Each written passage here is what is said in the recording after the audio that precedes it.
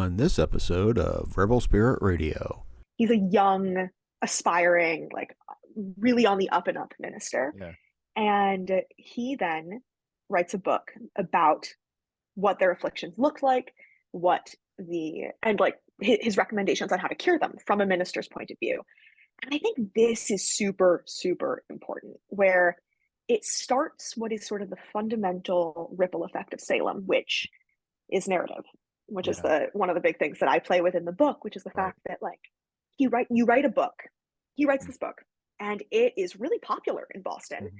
And it is almost certain that the Samuel Parris, who's then the minister of Salem Village, would have had this book, would have read it, maybe would have talked about it to his children, who then would have known that this was a thing that could happen to children, that you can be afflicted by witches and it looks a certain way and it has a certain effect. And the ripple effect of story is basically is one of the things about Salem that most Yeah. interests me, and which I talk about a lot in the book, and the ways in which the narratives that we engage with and the stories that we start to tell about people and about our world can really take on a life of their own Yeah. and almost become reality in ways we really didn't expect.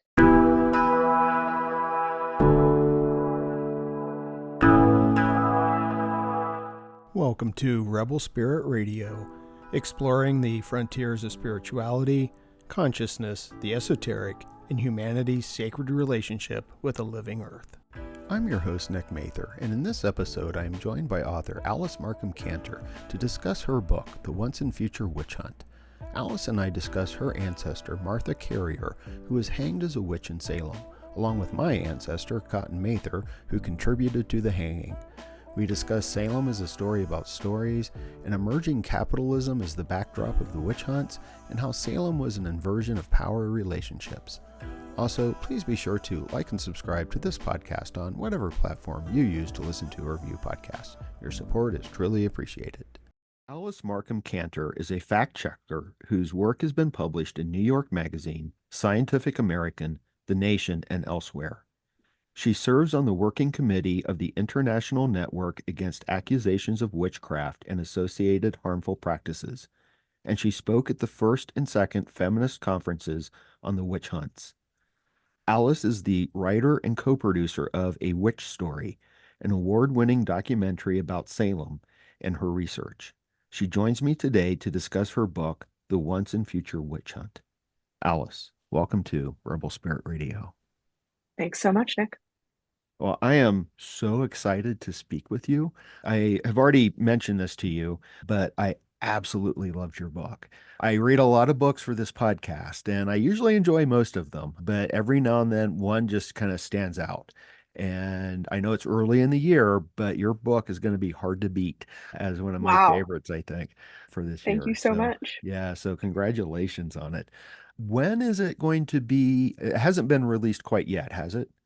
Not quite yet. It'll be out actually a month from tomorrow, so Okay. May 8th. It'll be Okay. out, but you can Perfect. pre-order it now and everything. Okay.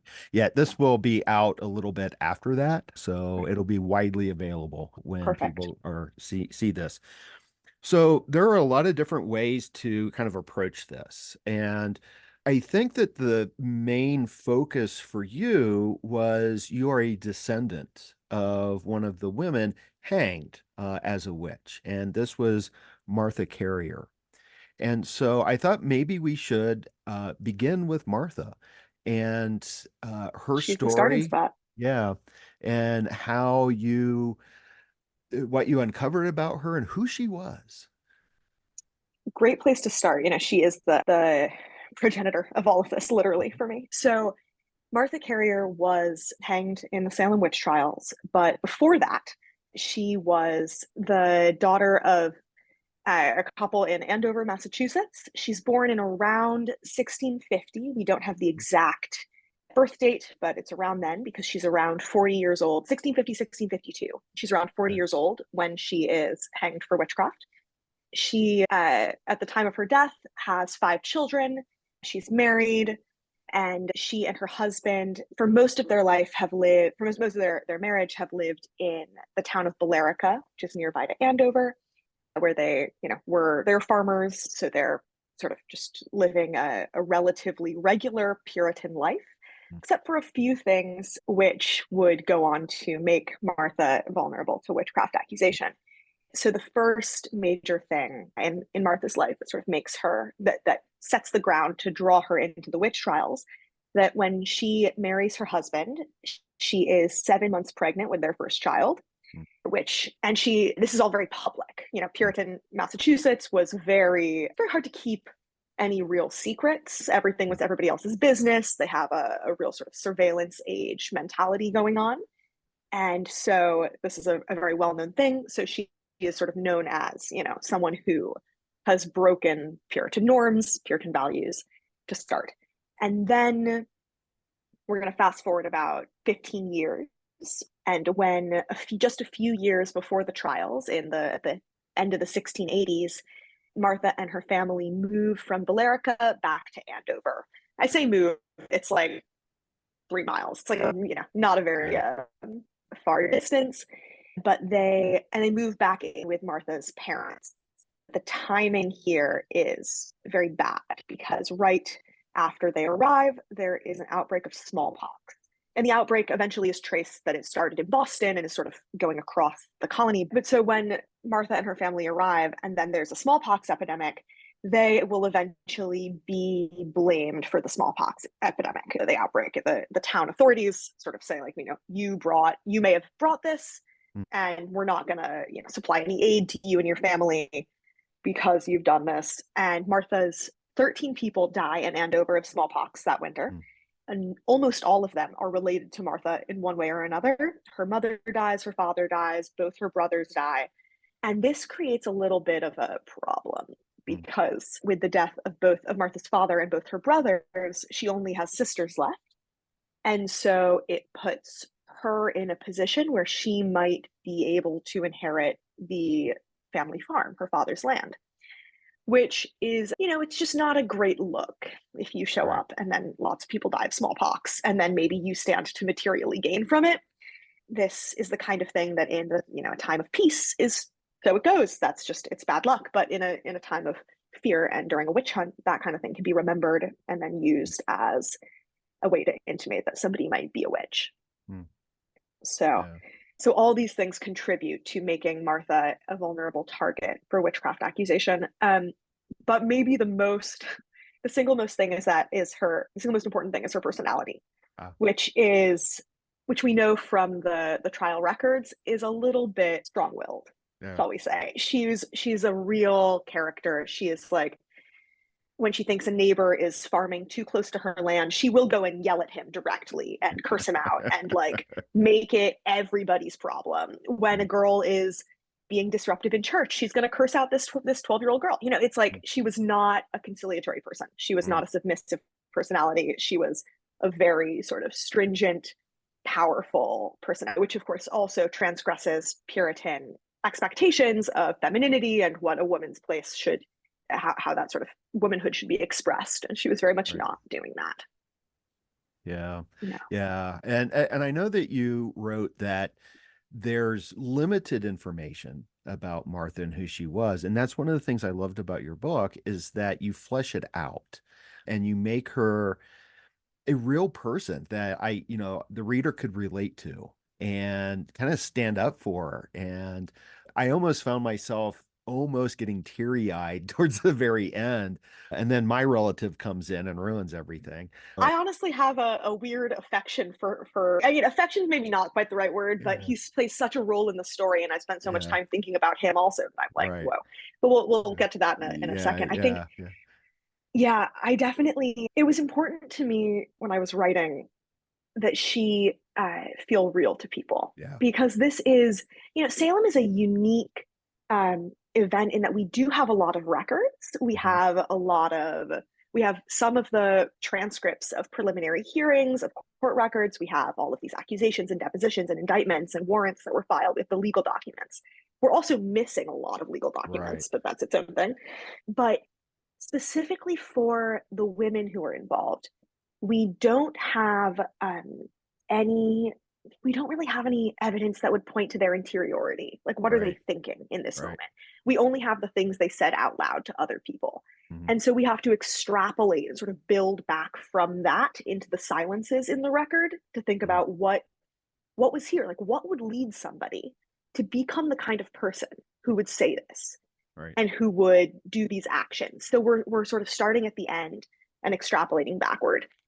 And it was definitely a real challenge because I mentioned this early on in the book, but for Martha's direct words, like words that we know that she said, not accusations, not things other Right. people said about her, but things she said, we've got about 3 pages. Wow. It's very little. It's like mostly just from her preliminary hearing, which was the chance when you can plead innocent or guilty. And that's when we have her direct dialogue, one Mhm. might say. Uh, and so you have to sort of, I spent a lot of time with those words specifically. And of course, that's a limited window. Right. But I was like, okay, this is her voice. You start there, and then I sort of zoom out to try and Right. get the rest of her. Yeah. Uh, Yeah. When did you learn that one of your ancestors was part of the witch trials? I found out for the first time when I was 13 years old. And I say for the first time because it was a little bit of a two-part thing where when I was 13, my uncle did some genealogy research and sort of sent us all a very casual email to say, hey, we're descended from this woman who was killed in Salem. And we were all like, oh, that's cool. And sort of it went right over our heads. Like there was Mm. not a real engagement with this, which I think is actually is fairly common, right? There are a huge number of Salem descendants walking around. Right. We're two of them, but there's Yeah. so many, and most people do not sort of get hooked in a Mm. specific way. They might be interested, but life's busy, things Yeah. happen. And then the following year, when I was 14, I was visiting my brother at college and wandering through the school library, and I went over to this book on a shelf, and I don't know, like, I write about this in the book, but I Mhm. don't remember like what drew me to this book. But I pulled it down, and it was a book about Salem, and I opened it, and there was her name. Mm. And I had this moment of recognition and this moment of, I remember this name, I know this name. And that was what sort of hooked me. And Mm. then I was embarking on then the Right. light research started, and then we just got deeper and deeper. Right. Right. Yeah, it's incredibly well researched. And I think that maybe before we go any further, and I think this is important, is to define a witch. Totally, totally. So there's a section of the book where I talk about like what is a witch in this Right. story, and I rewrote that section many times to try and sort of really pare it down because a witch is there are so many different definitions for a witch, and there are so many different frameworks that people are different that people are working in when they try to Mm. define a witch. So I come to this from sort of an anthropological perspective where what I'm really interested in is the role of the witch. Like, Right. what does it do to someone to be accused of witchcraft? What does it do to a community to accuse someone? And what's that relationship? Mhm. So for me, and in this book, I define a witch as a person who is believed by their community to have access to some kind of power, some kind of systems of information, systems of knowledge, systems of power that most people in the community do not have access to. Mm. That's really important, right? Like they have something that other people do not. And for me, and for this story, based on the way that the witch role has been used in witch hunts, a witch is someone who is going to use that power for harm, for evil. They are a danger in some way to the functioning of the community, to the integrity of the community. And so a witch then has to be eradicated, right? They're sort of fundamentally other. Right. And for me, the witch role really functions as like a community repository of fear Mm. because it is an inherently relational Right. role. You can't have a witch of this kind without having an accuser. Mm. Because this kind of witch is not the kind where you're saying, oh, you're not self identifying as a witch. This is the kind of witch where someone else has said, you are a witch. And I am making that distinction by separating, making distance between us. Right. To call someone as a witch is to say that you are not a witch yourself. Right. Right. Yeah. Yeah. No, it's an interesting question because I think that in the popular imagination, we have these ideas of witches that often are kind of connected to like the goddess culture or something. Totally. And I read last summer, I think it was, is it Ronald Sutton or Hutton? Ronald Hutton, I Hutton. think. Yeah, yeah. Yeah, his Yeah. book, The Witch. And he has a very similar sort of definition there. So it's not someone who's Yeah. identifying, I you love know, that's a great book. Yeah. oh yeah. He does some really good work. And I that's one of the things that Yeah. I had noted here is that the witch is the other, and it exists, they Right. exist in There's sort of a relationship. fundamental, totally. And I think that, it's a really interesting point to think about the history of the word witch and the Right. history of sort of how witch is conceptualized. Because I think what Ronald Hutton is doing in his book, The Witch, which is excellent, and I highly Yeah. recommend. Yeah. And what I'm engaging with here is like the sort of historical fact of, for much of human culture, across cultures, we've had these ideas of people who can access certain systems of power Mhm. that the rest of us don't, and that people they might use that power for harm. Mhm. And that's very, very different than the modern conception of witch as a spirituality, of Right. Wicca, of paganism, of any of that, Right. as sort of like a which is it's just a very separate lineage of thought Yeah. in a way, Yeah. right? And they certainly draw overlap, and there are many like connections of thought that have been drawn, but they are the thing that I keep going back to is the fact that what I really study is witch hunts. Mm. And for most of human history, witch hunts do not target people who self-identify as witches. Mhm.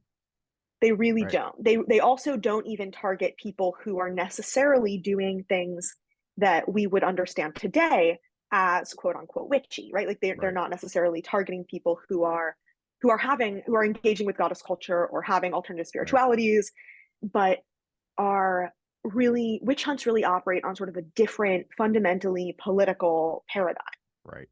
And I think that is it's a tricky thing to talk about because Right. the word is so, like when people think of witch hunts, they think of witchcraft, Right. and sometimes those may be related, and sometimes they're not at all. Right. Yeah.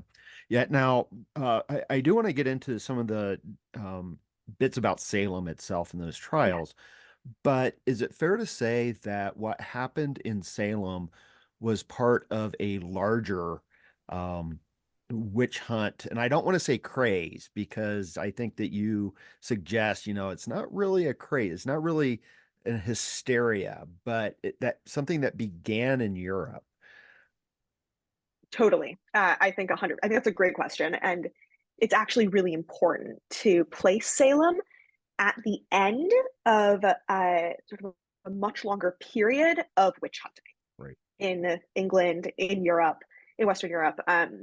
That Salem is fundamentally a British colony at this point in time, right? And so they've inherited both British law, Mm. which allows for and sometimes requires witch hunting, and then they make their own law, which also, because it's explicitly biblical, also requires witch hunting. But so starting at the end of the 1400s, there is a real increase in accusations of witchcraft being brought to both religious and secular courts, Mm. and then creating actual trials and creating what we think of as like the witch hunts, the Right. witch burnings, all of this. They really don't happen in the medieval period, which is a common misconception. People are like, oh yeah, in the 11 1200s, probably Middle Ages, that's when witch hunting was happening.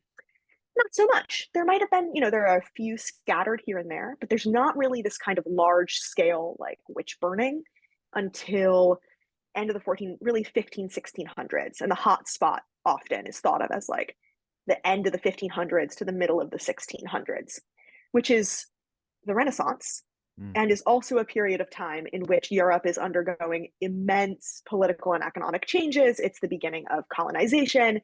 You have a total upheaval of Europe's economic system with new money flowing in from the colonies. And so it's this real, all of that contributes to the system of witch hunting that's happening in Europe. And this witch hunts sort of start to decline in some places across the 1600s, although they'll continue in parts of England and Scotland, in Germany into the 1700s. But Salem really is best understood as part of this overarching wave. And Salem also wasn't the only witch hunt in New England. Right. There were a few smaller witch hunts, sort of witch outbreaks of witchcraft accusation, and then trials and hangings starting in around 1648 in Connecticut and Massachusetts. And Salem has its sort of special place in American history, I think, not because it was the only witch hunt, but it is the biggest one in Puritan Massachusetts for sure. And it's also the last major American witch hunt where that is like where the legality is taken really seriously. But I also think Salem is really unusual because it's one of the only witch hunts where the accusers apologize not that long after the trials themselves, which is like unheard of for witch hunts. That almost never happens. So Salem has a lot going on. Yeah. My understanding was always that what kind of preceded what happened in Salem was an event in Boston, that there were Goody Glover. Yeah. And that's where Cotton Mather kind of comes in, because he had some of the afflicted in his house and wrote about it. Yeah. So what happens this is Boston in 1688-89, end of the year. An old Irish washerwoman named Goody Glover is accused of witchcraft by her former employer, whose children have started to suffer these inexplicable afflictions. And Goody Glover is hanged eventually, and this is also, there's some interesting thought around, how much of this is anti-Catholic sentiment as well, because she was an Irish Catholic. She potentially maybe like shouts in Gaelic or Latin, for which people are like, "What are you doing?" That's definitely witchcraft. But yeah, exactly. So the children get taken in by Cotton, who is at this point one of the sort of, he's a young, aspiring, like really on the up and up minister, and he then writes a book about what their afflictions looked like, and like his recommendations on how to cure them from a minister's point of view. And I think this is super, super important, where it starts what is sort of the fundamental ripple effect of Salem, which is narrative, which is one of the big things that I play with in the book, which is the fact that like you write a book, he writes this book, and it is really popular in Boston. And it is almost certain that the Samuel Parris, who's then the minister of Salem Village, would have had this book, would have read it, maybe would have talked about it to his children, who then would have would have known that this was a thing that could happen to children, that you can be afflicted by witches and it looks a certain way and it has a certain effect. And the ripple effect of story is basically is one of the things about Salem that most interests me, and which I talk about a lot in the book, and the ways in which the narratives that we engage with and the stories that we start to tell about people and about our world can really take on a life of their own and almost become reality in ways we really didn't expect. Right. Yeah, that's one of the things I've written down here from your book, is that you wrote Salem is a story about stories. The rest of the quote here is, how they're created, whose are believed, how a good one can peel itself off the page or the tongue and float up into the world, and, if caught by the right wind, travel great distances. That's basically, I'm like, there it is. That's what these, I mean, specifically with Cotton, right? So he writes, also very funny. I'm always referring to these like men who have been dead for 300 years by their first names only. So if you want me to remember who I'm talking about, just let me know. So Cotton Mather, right? Part of what he writes about as well, remember, is also a witch hunt that recently, or an outbreak of witchcraft accusation and ensuing hunt in Norway. He also has a whole treatise writing about this, which that hunt looks pretty similar to Salem. It starts with some young children having afflictions. and then accusing people. And it's a bigger hunt than Salem's, actually. They end up, but it's like, okay, so he hears this story and he writes it down. And he's then thinking about this story of what happened in Norway when Goody Glover in Boston happens, and when he starts to see these children be afflicted. And then all of this gets written into the stories, reinforce each other and they repeat themselves. And then he writes a new book that then plays into how Salem plays out. Yeah. And I think that, yeah, the ways that the stories sort of reinforce and pile on, but then also with what I was getting at in that, with the quote that you read as well, is that fundamentally what Salem is people telling stories about each other within a community, right? It's someone saying, what is an accusation of witchcraft? It's someone saying, here's a story about you that I am telling and I'm going to make the court believe. Because fundamentally accusations of witchcraft in Salem were not true. So they're sort of these narratives that people are crafting and may have totally believed. I think that many of the people making accusations, I don't mean to say that they were just sort of willfully making up stories, but there's Salem really plays havoc with our definitions of truth and false, of truth and falsehoods, where it's those definitions sometimes almost feel useless. It's like what's less important is what is true than what was believed and what power that belief has to create real change in the world, which is a thought. Yeah, it's interesting because I don't know, everyone knows, they've heard of Salem, and I don't know how much of the details they know, but it was like 150 some people were accused of witchcraft. Yeah, Well, they're 150 arrested even. Yeah. And Cotton Mather's mother was accused of witchcraft.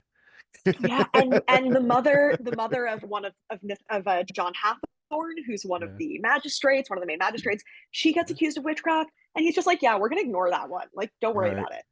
There's real selectivity, on the part of the judges and the sort of the law enforcement mechanism of whose accusations they're going to take seriously, which goes back to, it's a story of whose words are believed. What kind of story do you have to tell to have power? What kind of story do you have to tell for your words and your voice to matter? Which is also really important because the main accusers in Salem, when it starts and throughout much of it, are these young girls, this group of teenage girls, ages 11 to like 20, 21, who in normal circumstances would have almost no power of, they could not say something that would just be believed. And Salem turns that on its head. And suddenly they can say something that will contradict almost anyone, not anyone, but almost anyone's word and be believed. Yeah. And that is it's an inversion of the expected power relationships. But what's also really important is that they then sort of use that opening to climb and sort of try and increase some of their power. But it's whose stories are believed, which is also when we think about Tituba, who has become very famous as sort of a quintessential Salem witch, who is also she has a unique moment in Salem where she is enslaved in the minister's house and is like, the bottom of the order of social power. And when she is accused and then confesses, her words are given unprecedented authority. They are suddenly these people who in every other case would disbelieve and devalue anything Tituba says. They're hanging on her every word. They're believing everything. And that's also a total inversion of power, which is not like, it's not a sort of, it's a power that comes to Tituba at enormous cost. Like, she's been accused of witchcraft, but it is this inversion of whose stories normally have power and are believed. Yeah. Yeah. And I think that's a key point in the book is about power. And especially Tituba, she vanishes from the records, but the girls who are, the afflicted, they're aligning themselves with power. And you quoted kind of in detail, you go into the work by Sylvia Federici, Caliban and the Witches. And thank you for that, because that's been on my Amazon wish list for a couple of years. I just moved it up to the top. Oh, incredible. But it is that places it, both Salem and what's going on in Europe with the enclosure of the commons. And I found that particularly interesting because the enclosure of the commons is also a main theme that runs through a lot of environmental thinking. And Totally. so I've been trying to Totally. join together somehow the what's going on, ecologically, environmentally in the witch trials themselves. But it is, like you said, the Goody Glover, she was poor, and the first one accused in Salem was destitute. Right. And this is a crucial part. Yeah, I'm first of all so glad that you're going to read Caliban. Highly Yeah, recommend if you want to know more about for anybody who wants to know more about the yeah, great witch hunts of Europe and sort of this yeah. major period of witch hunting. Because what Federici writes about, which he does really, really well, is engaging with the emergence of capitalism as a Mm. system that is totally changing the way that Europeans live in this moment, and so the way that the colonies are operating. And it is so yeah, we have a pattern that plays out a lot in witchcraft accusations where the first person to be accused will be almost always poor. Rich people don't really they might get accused of Right, witchcraft, they're not really going to die from it. right, Like it's the people who are killed in witch hunts are overwhelmingly poor. That's right, and it's not just that they get killed because they don't have social power because they're poor, but it also plays into why they were accused right. in the first place. So what you're saying with the enclosure of the commons, what happens in Europe at this period in time is that there's enclosure is this process by which what were previously commonly held lands or lands that that weren't under one person's ownership but could be used as everyone's hunting in the forest or have different kinds of fishing rights in a stream, or there's common pasture land for grazing. uh, it's the centuries long process of bringing almost all of that land under discrete individual owners, Mm, which means that plenty of people are losing access to it, and plenty of people, as a result, are becoming impoverished mm. and often having to leave where they used to live, and they're wandering around and they're destitute. And it's paired with a whole wage crisis in Europe as well. And some of the people hit hardest were older women who didn't have a family or a husband to support them. And these women were often reduced to begging, house to house for charity, and become prime targets for witchcraft Right, accusations. Because so Sarah Good in Salem is a great example of this, where Sarah Good was born rich, loses a lot, money through a variety of factors, becomes poor, and she goes around and is asking for charity from her neighbors. And if she is refused, and then she, says something, she's like, well, screw you for refusing me. yeah, And then the person who she refused, their cow dies. That could be seen as right. Sarah Good put a spell on my cow to die. And it's this really interesting social mechanism that plays into, some of the guilt that people Mm, feel for withholding charity from mm. withholding things that they could give and that would really improve somebody else's life, but they're not going to do it.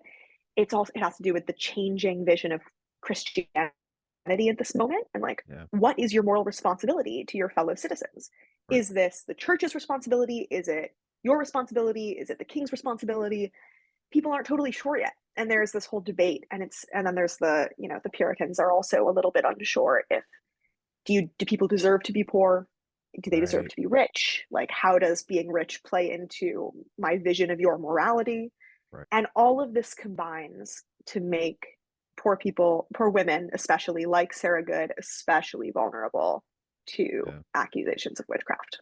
Yeah, yeah, yeah. And I don't think that you mentioned this in the book, but as you were speaking, it seems another source that's really relevant to this is the work of Max Weber about the Protestant ethic and Totally. capitalism.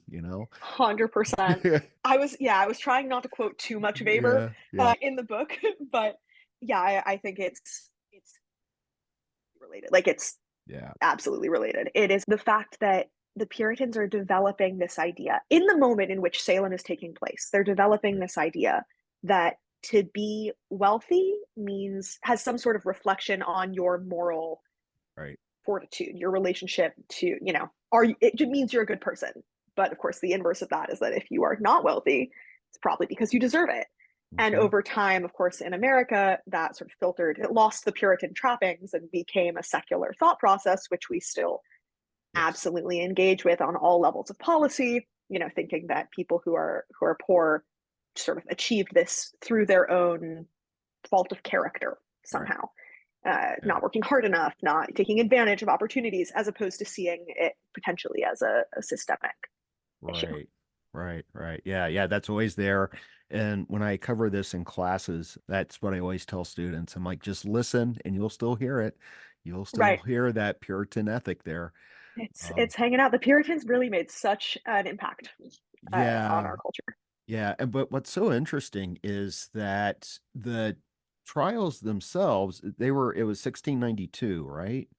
This was sort of the end of the Puritan era because it wasn't so much longer, like 20, 25 years later, that you get, I think it was Jonathan Edwards, who's that sort of that bridge character in between the Puritanism and this sort of evangelicalism that becomes dominant in the US. So I wonder if the witch trials themselves, had an effect on the demise of Puritanism.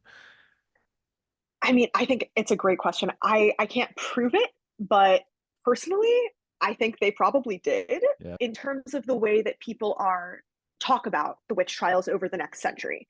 So, by less than 100 years after the trials, in the 1770s, John Adams is writing about the trials and calling them a stain upon the history of this country. They're already seen as this, this thing that people really don't want to be associated with. And they were so fundamentally Puritan that I would imagine that people really did sort of see like a connection there. I also think, that they sort of would end up discrediting the very thing that they had been employed to protect. I also think that what something else that's happening right when the trials are taking place is the whole business with the Puritan Charter, which we don't have to go into too crazily for a history lesson, but basically the Puritans for most of the time in the colony had operated with a certain Puritan charter.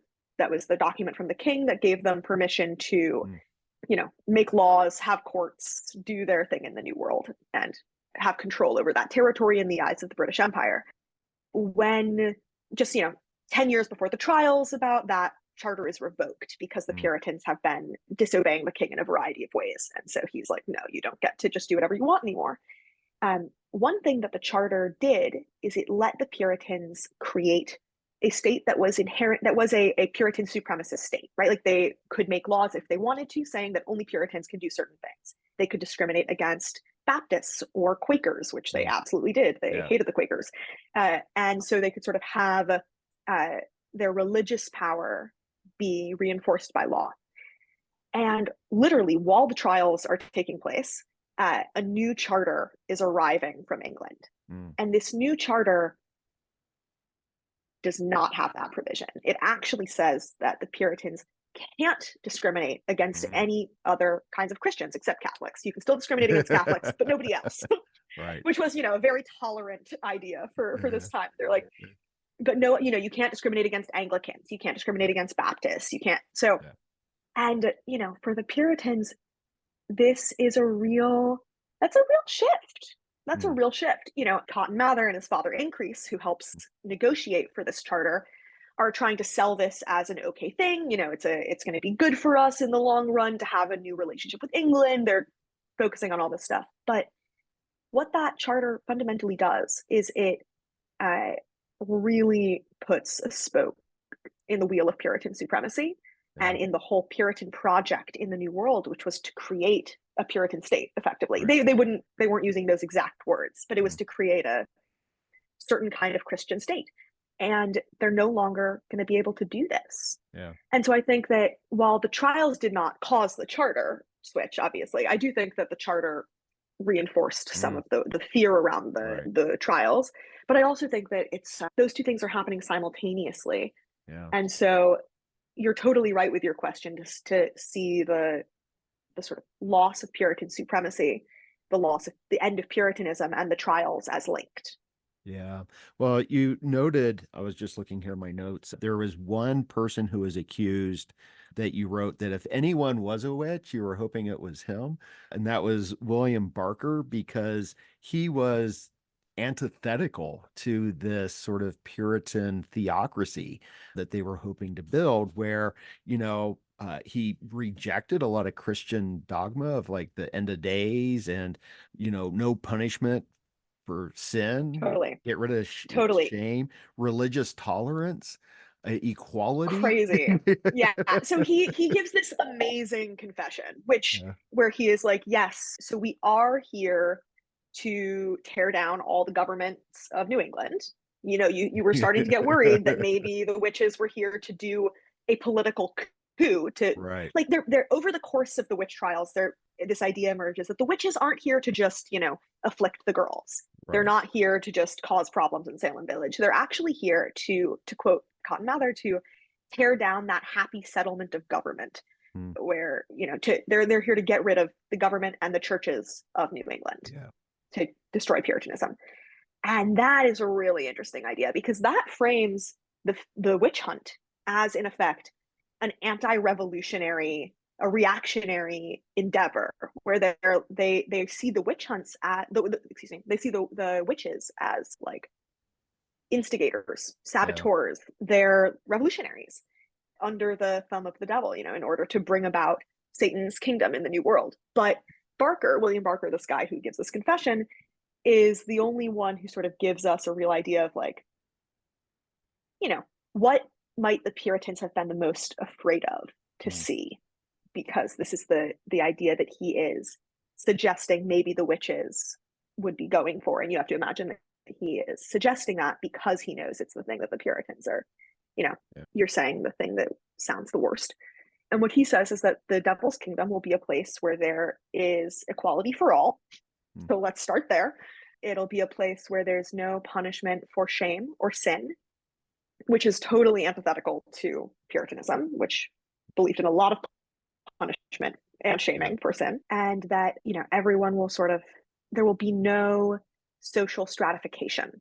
Mm. There will be a totally different kind of world.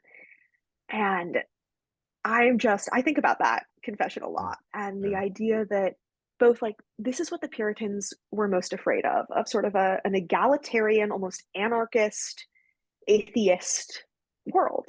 Mm. This is their vision of what they are most afraid of happening in Yeah. Massachusetts. And it came to be. We're just celebrating the devil's Yeah. kingdom, I suppose. Okay. We're just saying, I think, it's like the American project, our Devil's Kingdom project is incomplete, but Yeah. it is a, sort of fundamentalist, a fundamentally anarchist, anti-social stratification, egalitarian project. Yeah. And I can get behind that. Yeah, yeah. So let's talk just a little bit about, because I know we're getting close to the Okay. end here, but about the causes of the trials, because we've talked about a couple of different things, this, emerging capitalism and colonialism.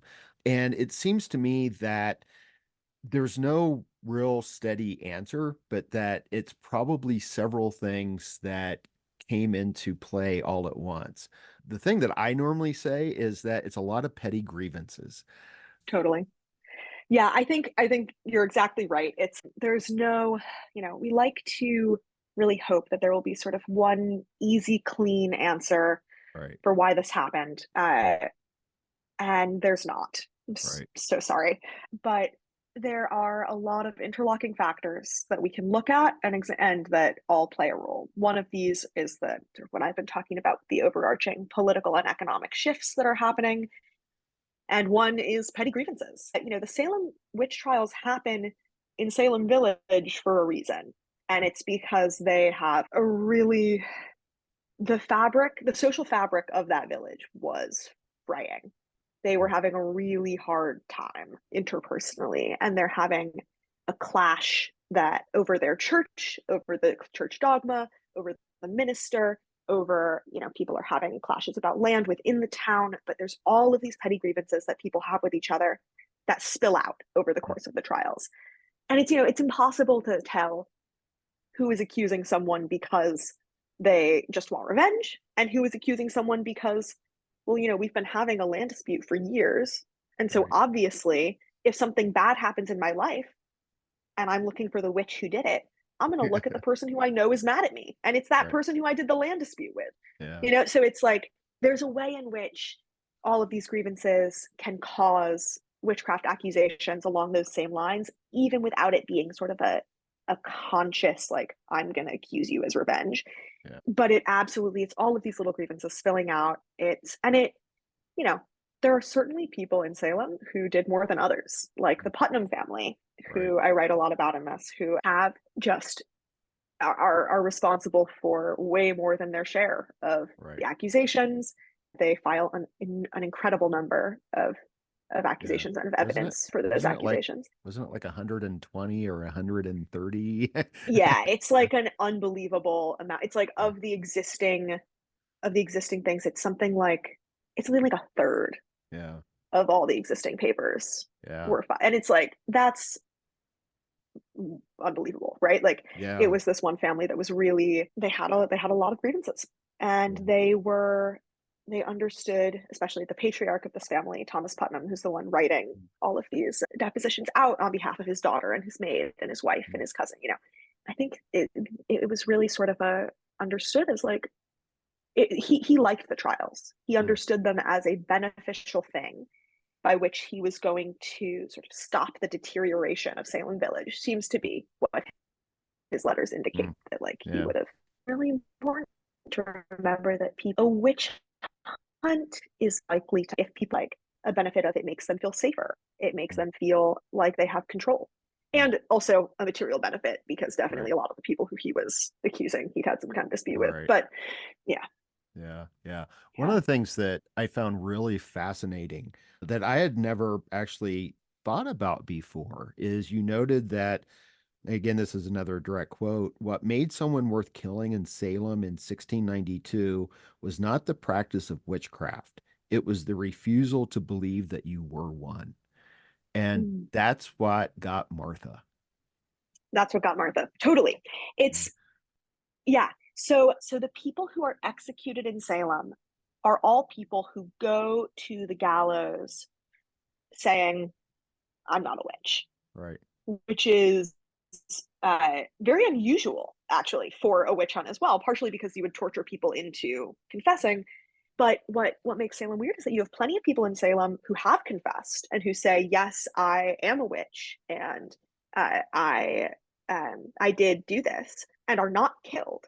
And there's some indication that the court planned to kill them later, but they're not the court's priority. The Right. court's priority are these people who refuse to Mm. say that they're a witch, to refuse to confess, refuse to believe, to fundamentally, we're back to stories, we're back to narrative, Yeah. who fundamentally refuse to believe the story the court has told them about themselves. Mm.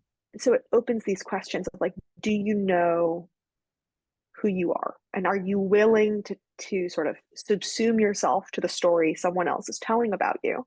Or are you going to refuse to take part in that narrative and set up your own? And there's one person in Salem who confesses but then recants Mm. and is killed.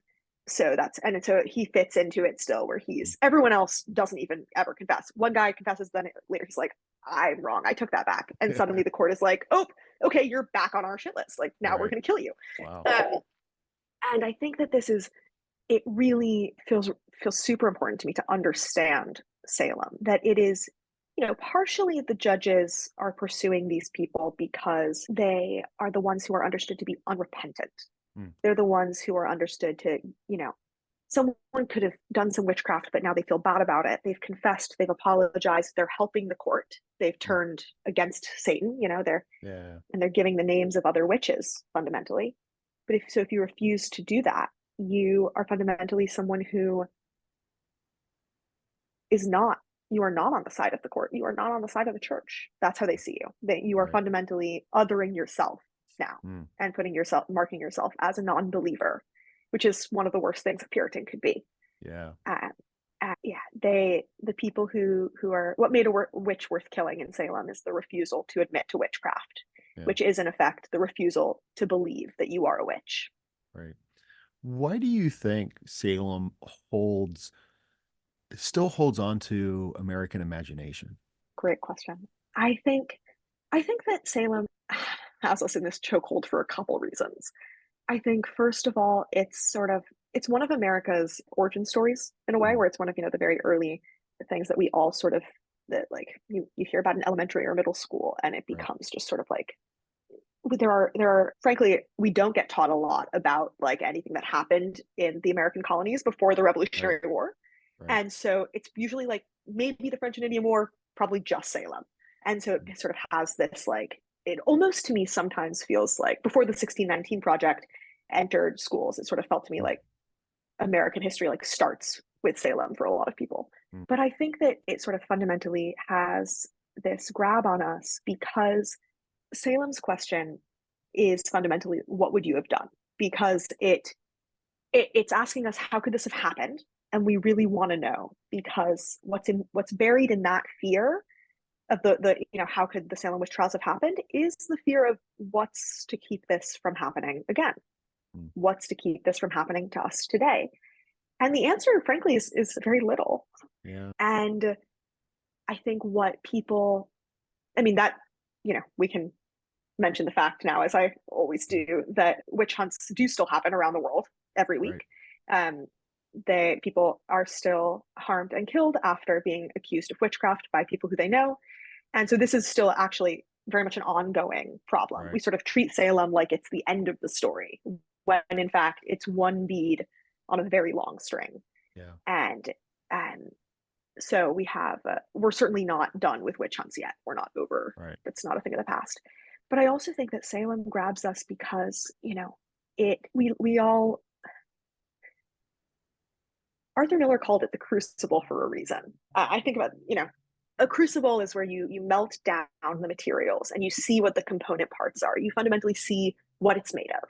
Mm, Salem is where you see what you're made of, mm, where you see, okay, if I'm accused, and if I am given the choice of confess and name other people as witches and potentially save my life, or refuse to confess to a crime I didn't commit, something I know that I didn't do, and be killed as a result, and refuse to name other people and throw mm, them under the bus instead, what do you do? Like, when it right. comes down to it, do you decide to sacrifice yourself in order to sort of both stay true to your principles and not kill someone else? Or do you sacrifice someone else to buy your own life? Mm. It's a big question. And it is it's very hard to answer until you do it. But yeah, and I think that this idea that witch hunts are still happening, it's shocking because the average was almost like two people a day. I Yeah, think. it's a way more than we hear about in this country.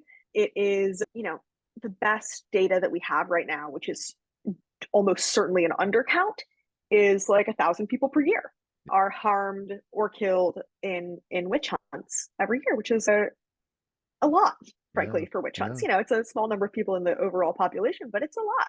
yeah, And it's especially a lot in terms of, it's a problem that many people sort of don't know is happening, don't think exists. yeah, But there's a lot of, work being done in places where witch hunts are common, and organizing that people are doing to try and stop them. And yeah, yeah. It's fascinating. And it seems to me that one of the other things that's at play is this notion of there was this element of irrationality in Salem, especially with the idea of spectral evidence, that was admissible. And I think there's always this fear that we will give in to irrationality again.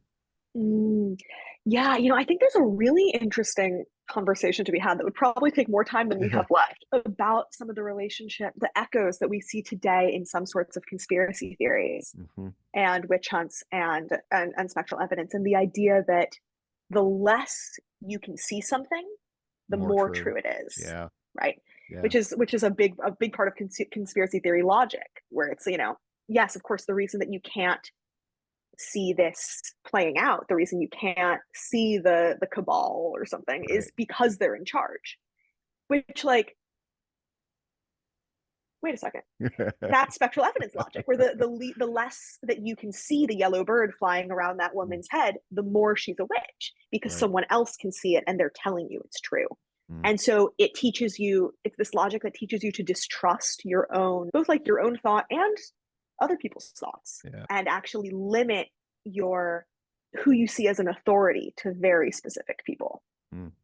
Wow. Yeah, that is a fascinating connection. And I know we're out of time, so unfortunately we can't really dig into that. Can't dive in, but next time. Yeah, maybe some other time. Maybe some other time, because I've very much enjoyed this. And there's so many different places to go in terms of Salem because it keeps Yeah. telling the story, you know? Yeah. It's Yeah. the end. It's the story that truly keeps on Right. giving. Right. So let me ask you the two final questions that I always Yeah. ask. One is, what do you have coming up next? What are you working on next?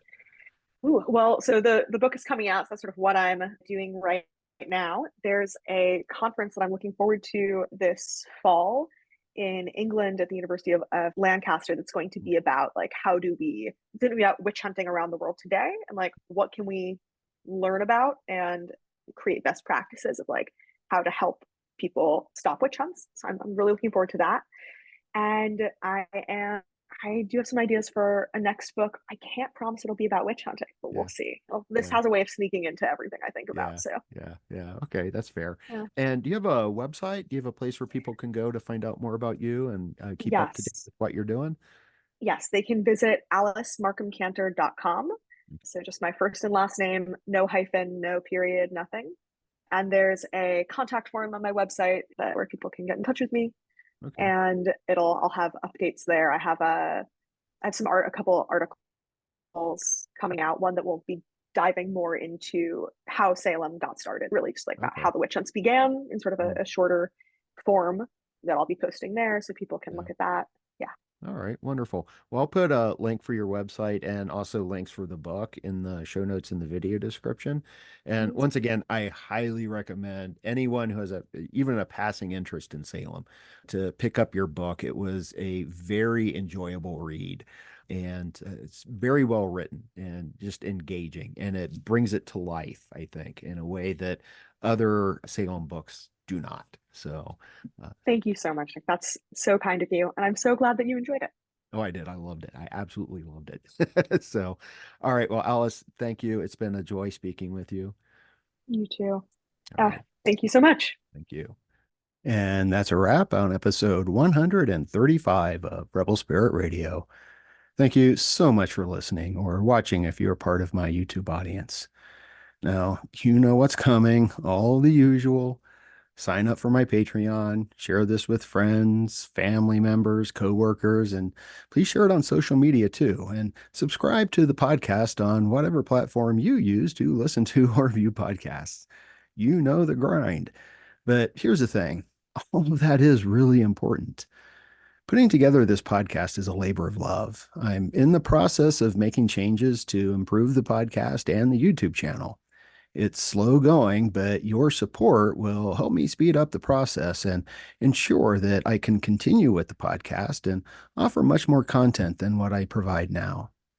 As I always say, I'm here in the Front Range doing missionary work in regards to religion, spirituality and ecology, psychedelics and consciousness, and how all of this can help us heal humanity's relationship with the sacred earth.